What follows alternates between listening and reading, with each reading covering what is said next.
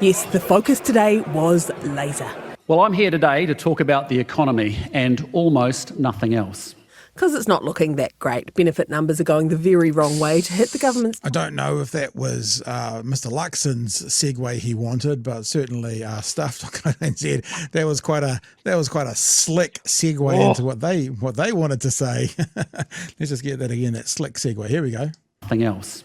Because it's not looking that great. Benefit numbers are going the very wrong way to hit the government's target of 50,000 fewer job seekers, with 213,321. Craig, give us a perspective on that.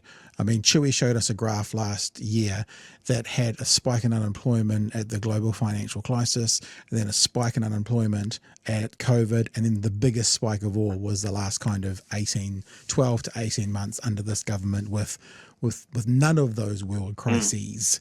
So can you give us a context at this number of unemployed right now and what it means and like what we should be? Well, what we should be looking at is where we were just a couple of years ago, where we saw unemployment at 3%.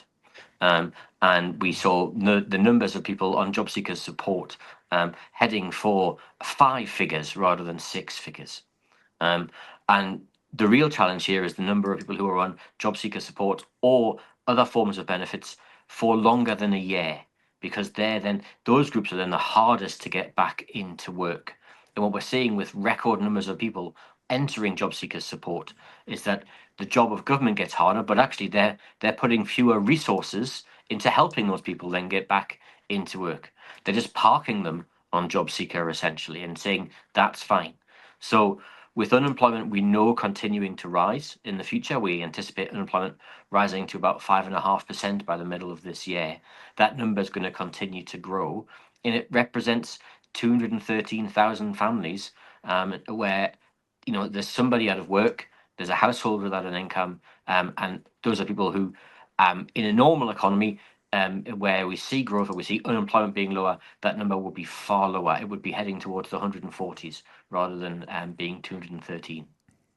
When a government says our target's 114, at the moment they're at 213, I think we've quoted you a few times you said to us once before when you were on that kind of a 4% unemployment could be expected at this time. Anything over that is a choice that this government is making.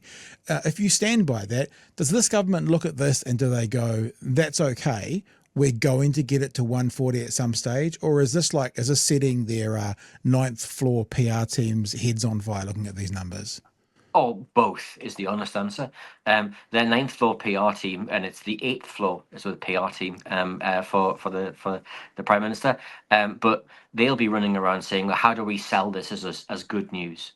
But what they've done by their actions, removing the Reserve Bank mandate for maximum employment, by taking away support, and that was put during COVID and other programs to help people back into work, by taking away the first year free for tertiary education, by halving the support for apprentices at the last budget. All of these things are actions that say clearly the government doesn't care about the number of people on job seekers, otherwise it wouldn't have done those things. Otherwise it would actually be doing actively the opposite. Yeah. Now, 4% represents in New Zealand, there's a technical phrase, forgive me, gents, the non-accelerating inflation rate of unemployment, if you believe it, which basically is that's about as low as you can get unemployment before inflation starts to go up. That's the theory. Plenty of people don't believe it, but that's the Treasury's view of what that number is. Unemployment now in New Zealand's 4.8%, rising further. There are plenty of things we could be doing to reduce that number, but we're not.